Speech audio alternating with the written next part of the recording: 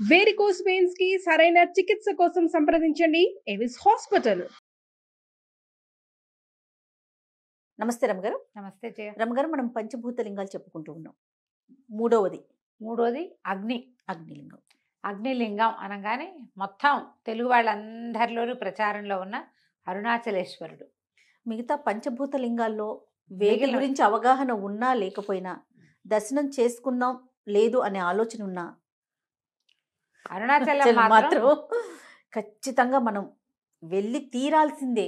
రమ్మగారు, అంటే ఇట్లా అనొచ్చు అనకూడదు, ఒక్కసారి దర్శనం కోరుకోవచ్చు. ప్రతి నెల వెళ్ళిపోయేవారు ఉన్నారండి. అక్కడట మైకుల్లో చెప్తున్నారంట, దయచేసి నెల నెల రామాకండి, అయ్యో రామ, కొత్త భక్తులకి అవకాశం ఇవ్వండి. అంటే అవకాశం ఉండాలి కదా అందరికీ. అంటే మరి ఇలా అనకూడదేమో కానీ ఇదంతా ప్రవచనకర్తల ప్రభావమే చేయ. అది సంతోషించదగ్గ విషయమే అయినా కూడా, కాకపోతే ఎక్కువ స్ట్రెస్ చేయబడింది అరుణాచలం. ఐదింటిని స్ట్రెస్ చేసి ఉండొచ్చు కదా, బాగుండేది కదా. జంబుకేశ్వరంలో జనం తక్కువ ఉంటారు, ఆ తమిళనాడు వాళ్ళే వస్తారు, తెలుగు వాళ్ళు పెద్దగా కనపడరు. చిదంబరంలో తెలుగు వాళ్ళు పెద్దగా కనపట్టల్లా, ఏం అక్కడికి వెళ్ళరు. అవును, అక్కడ కూడా వెళ్ళాలిగా. రమగారు, నేను చిదంబరం వెళ్ళాను మొన్న, లాస్ట్ 2 months బ్యాక్. మనిషి లేరండి, మనుషులుండ్రు, అలా ఉంటాడు అయ్యవారు నిరామయంగా. స్వామి పాపం ఎవరు రారు. మామూలుగా మనము దేవాలయాలకి రెగ్యులర్ గా మనం మన ఇంటి దగ్గర వాటికి ఎలా వెళ్తాం, ఎలా జనం ఉంటారు, అంతే అంతే ఉన్నారండి. జంబుకేశ్వరంలో కూడా అంతే. అదే అనుకున్నాను. నీకు కంచిలో కొంచెం పర్వాలా, కానీ తక్కువే. వీటితో కంపేర్ చేసుకుంటే కంచి కొంచెం పర్వాలేదు. అవును, నిజం. కాళహస్తి మనకి తిరుపతి నుంచి కాళహస్తి కంచి అందుబాటులో ఉండటంతో విశేషంగా ఉంటాయి. అవును, సరే, రాహుకేతు క్షేత్రం అని కొంచెం అక్కడికి బాగా వెళ్తారు. కానీ చూడవలసిన క్షేత్రాలు చాలా ఉన్నప్పుడు అన్నీ చూసి మనం జీవన సాఫల్యాన్ని ఎందుకు పొందము, ఒకచోటకే ఎందుకు వెళ్తాము? స్మరణ మాత్రంతో ముక్తినిచ్చే క్షేత్రమైన అరుణాచలానికి ప్రతి నెల వెళ్తే గానీ మనకి నిష్కృతి లేదన్నట్టుగా ఎందుకు ప్రవర్తిస్తాలి? అవును రమగారు, కొత్త భక్తులకు అవకాశం ఇవ్వాలి. నేను కూడా ఈ మధ్య 12 సార్లు వెళ్ళాము అరుణాచలం అని చెప్పారు ఒకరు. ఏనంట, మాలాంటి వాళ్ళకు కూడా అవకాశం ఇవ్వచ్చు కదా. 12 సార్లు మీరు ఒకరు వెళ్తారా కారు, భార్య భర్త, ఇంకోళ్ళు ఎవరో చుట్టం, ఈసారి ఈ చుట్టం, ఇంకోసారి ఇంకో చుట్టం, వీళ్ళంతా పౌర్ణమి నాడు ప్రదక్షిణం. లక్షల మంది పౌర్ణమి నాడు ప్రదక్షిణం చేస్తున్నారు. తమిళనాడు నీకు తెలుసు, 20 ఏళ్ల క్రితం అరుణాచలంలో అప్పుడప్పుడు పౌర్ణమి నాడు కొంచెం జనం ఆ మాత్రం కనపడేవాళ్ళు. ఇప్పుడు ఆ మాత్రం అన్నది లేనే లేదు. అరుణాచలేశ్వరుడు విసిగిపోయి లేచక్క వెళ్ళిపోతాను నేను ఇక్కడ ఉన్నావు అనేలాగా చేస్తున్నాం. వెళ్ళండి, మంచిదే. మంచి దైవ దర్శనం ఎప్పుడు మంచిదే, అందరం స్వాగతిస్తాం. కానీ అందరికీ అవకాశం ఇద్దాం. అయితే మిగిలిన క్షేత్రాల కంటే అరుణాచలం తాలూకు ప్రత్యేకత ఏంటంటే, అరుణాచలంలో వెలిసి ఉన్న అరుణాచలేశ్వరుడి కంటే అరుణగిరే సాక్షాత్తు పరమేశ్వరుడుగా ప్రఖ్యాతి పొందింది. ఆ గిరి ప్రదర్శన, కొండ గిరి ప్రదక్షిణ ఇంపార్టెంట్. ఎందుకంటే సాక్షాత్తు ఆ కొండే పరమేశ్వరుడు. దీనికి పురాణ గాథలు 2 ప్రత్యేకమైన గాథలు వింటాం మనం. అరుణగిరి ఎంత ప్రత్యేకమైందో కథలు అంత ప్రత్యేకమైనవి. మనం ప్రతిసారి మన మహాశివరాత్రి గాథలు చెప్పుకునేటప్పుడు బ్రహ్మ విష్ణువులు ఇద్దరు నేను అధికున్నంటే నేను అధికున్నని మేము వాదించుకున్నప్పుడు అగ్నిస్తంభ రూపంలో పరమేశ్వరుడు అక్కడ ప్రత్యక్షమయ్యాడు. ఈ మంటలు వెలిగిపోతున్న ఈ అగ్నిస్తంభం తుది మొదలు తెలుసుకుందామని చెరోవైపుకి ప్రయాణించి, బ్రహ్మదేవుడు నేను చూడకపోయినా చూశానని చెప్పాడు. విష్ణువు నేను దీనికి అంతం నాకు తెలియలేదు, దీని ఆది దీని మూలం ఎక్కడదో నాకు తెలియలేదని ఒప్పుకున్నాడని ఎప్పుడు చెప్పుకుంటాం. ఆ అగ్నిస్తంభ రూపంలో జన్మించింది పరమేశ్వరుడు ప్రత్యక్షమైంది మహాశివరాత్రి నాటి రాత్రి అని చెప్పుకున్నట్టే ఈ అగ్నిస్తంభ రూపమే అరుణగిరి అని చెప్తారు. ఈ అరుణగిరి అంటే ఎర్రని కొండే కాదు, నీ రుణాలన్నీ తీర్చేసేది, నిన్ను అరుణుడిగా చేస్తుంది, ఏ రుణము లేకుండా చేస్తుంది, ముక్తినిస్తుంది. ఇది ఒక ప్రత్యేకమైన గాథగా చెప్తారు. ఆనాడు అగ్నిస్తంభం ఎక్కడైతే ప్రత్యక్షమైందో అది సాక్షాత్తు ఈ తిరువణ్ణామలైగా చెప్పబడేటువంటి అరుణగిరేనని చెప్తారు ఒకటి. రెండో కథ ఏం చెప్తారంటే, కైలాసంలో ఉన్నప్పుడు పార్వతీ పరమేశ్వర్ల సల్లాపాలలో ఒకనాడు అమ్మవారు శివకామసుందరి కళ్ళు మూసిందట స్వామివారికి. విష్ణు ఆయన కళ్ళు మూసేసరికి శివుడికి మొత్తం లోకాలంతా చీకటైపోయినాయి. తృతీయ నేత్రం ఎప్పుడు మూసుకునే ఉంటుంది. ఈ 2 కళ్ళు మూసేసరికల్లా లోకాల్లో ఎక్కడా వెలుగు లేకుండా అయిపోతే అప్పుడు పరమేశ్వరుడు తానే అగ్నిస్తంభ రూపంలో వెలిశాడు. అదే అరుణగిరి.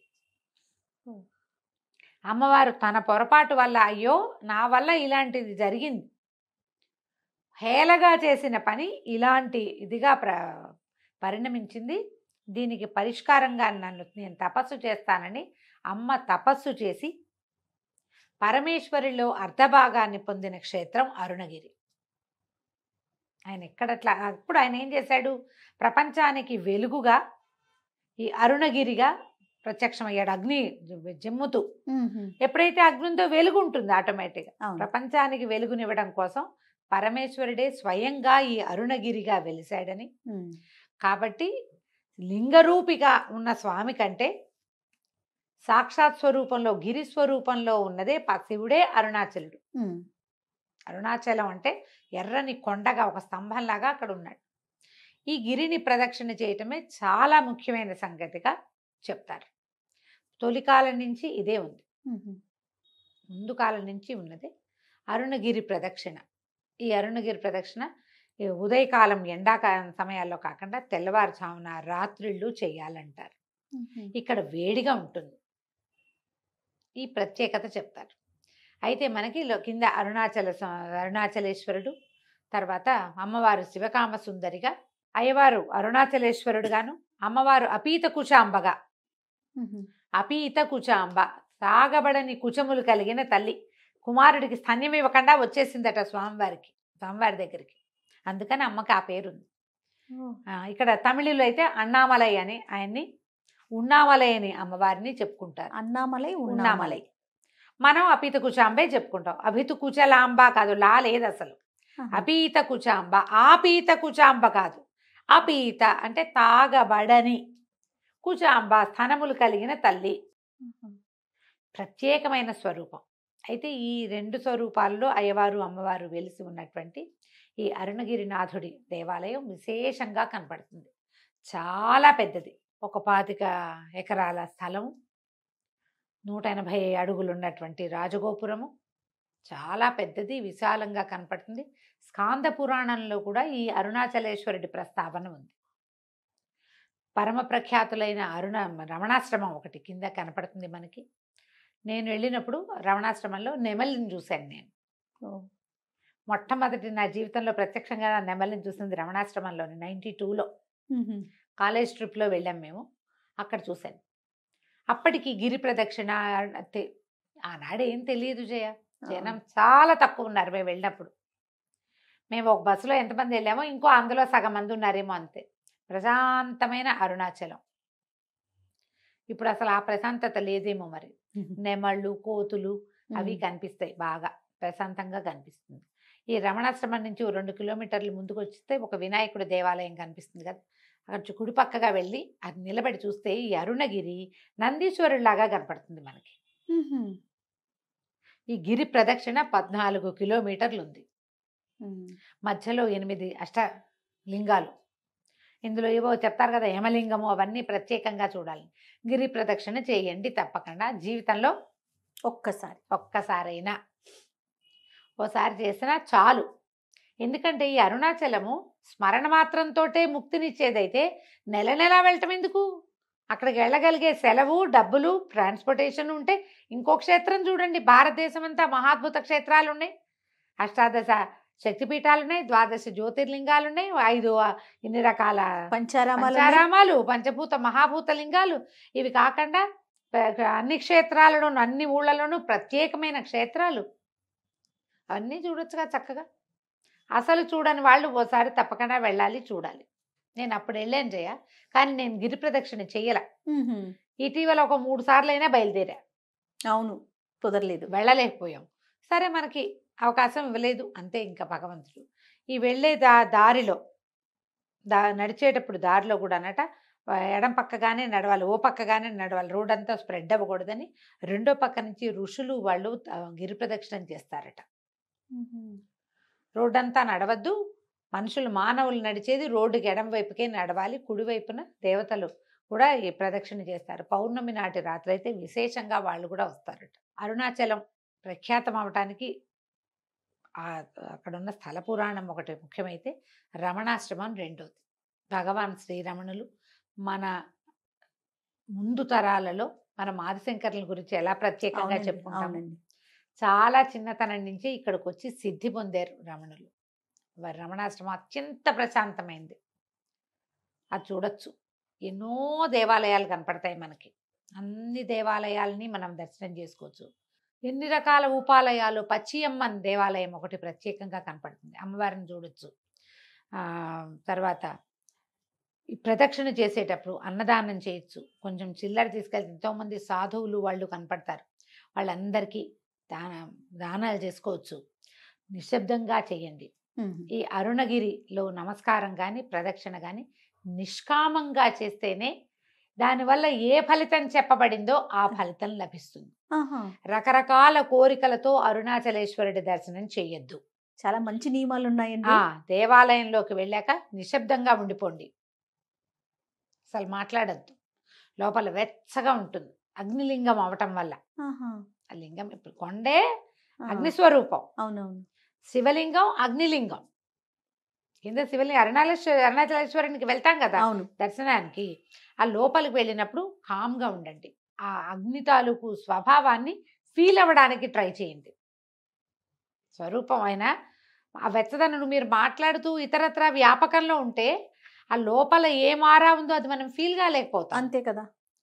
అసలు అలంకారం ఎంత బాగుంటుందో జయ, భలే బాగుంటుంది. అరుణాచలేశ్వరుడికి చేసే అలంకారమే అసలు అటు మనిషి కూర్చున్నట్టుగా అనిపిస్తుంది నాకైతే. ఫోటో చూసినా నేను అలాగే ఫీల్ అవుతాను. శివలింగానికి ఎంత చక్కటి అలంకారం చేస్తారో. ఇక్కడ ఒక చోట మహాకాళేశ్వరుడు, ఉజ్జయిని మహాకాళేశ్వరుడు కూడా భలే అద్భుతమైన అలంకారాలు. తప్పకుండా దర్శనీయ క్షేత్రాల్లో అరుణాచలాన్ని పెట్టుకోండి. ఈ పంచమహాభూత లింగాల్లో మూడవది అగ్నిలింగము మనం అరుణాచలం. అయితే ఇక్కడ జరిగే ప్రతి ఉత్సవము ముఖ్యమైనదే, విశేషమైనదే. ప్రధానంగా కార్తీక దీపోత్సవం మరీ విశేషమైనది. టన్నుల కొద్ది నెయ్యి వాడతారు కార్తీక దీపోత్సవం రోజున. ఇప్పుడు మన కార్తీక మాసం వేరు, తమిళుల కార్తీక మాసం వేరు కదా. మన పౌర్ణమి తర్వాత ఇంకా కొంచెం అవతలకు వస్తుంది. కార్తీక దీపోత్సవం ఎప్పుడుందో తెలుసుకుని అప్పుడు వెళ్ళే వాళ్ళు కూడా, భక్తులు అక్కడికే వెళ్ళే వాళ్ళు, తెలుగు వాళ్ళు కూడా ఆ టైంకి వెళ్ళిపోతారు అనుకో. మనం టీవీలో చూడడానికి ఇప్పుడు అవకాశం లభిస్తుంది. ఆ దీపోత్సవానికి చుట్టూతో అన్ని గ్రామాల్లో లైట్లు ఆపేస్తారు. ఆయన అక్కడ వెలిగాకే ఆ జ్యోతి, అరుణ జ్యోతి వెలిగిన తర్వాతే ఈ మిగిలిన ఇళ్లలో మొత్తం చుట్టుపక్కల ప్రాంతాలన్నీ లైట్లు వేసుకుంటారు. అక్కడికి స్ట్రీట్ లైట్లు కూడా వెయ్యరు. అవునండి. చాలా అద్భుతమైన కార్తీక దీపోత్సవం జరుగుతుంది. అవకాశం ఉంటే చూడండి. జీవితంలో ఒక్కసారైనా పౌర్ణమికి ఒక్క ప్రదక్షిణ మాత్రం చేయండి. ఇప్పుడు మనం చూస్తున్న దేవాలయం 9వ శతాబ్దంలో నిర్మించబడింది. 5 ఆవరణలుగా దేవాలయం కనిపిస్తుంది. ఆ అమ్మవారు 2వ ఆవరణలో ఉంటుంది. 3వ ఆవరణలో 1000 స్తంభాల మండపం ఒకటి ఉంది. ప్రతి ఆవరణలోనూ వేరువేరు దైవాలు కనపడతారు. తర్వాత 6 సార్లు అర్చన చేస్తారట స్వామికి. ఇక్కడ విశేషంగా నందీశ్వరార్చన, ప్రదోషకాలార్చన అవన్నీ చాలా ప్రత్యేకమైనవి అరుణాచలంలో. నువ్వు ఈ క్షేత్రాలన్నిట్లలో కూడా ఏ అర్చనకు ఆ అర్చనగానే కనపడుతుంది.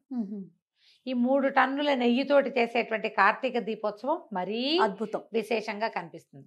మన కార్తీకానికి వాళ్ళ కార్తీకానికి కొంత తేడా ఉంది కాబట్టి మనం కార్తీక మాసపు తొలి రోజుల్లో దర్శనం చేసుకోవచ్చు. శివలింగాన్ని, మన అగ్నిలింగాన్ని చూడాలి అని అలా భావిస్తే కనుక మొదటి రోజుల్లో మనం దర్శనం చేసుకోవడానికి అవకాశం ఉంటుంది.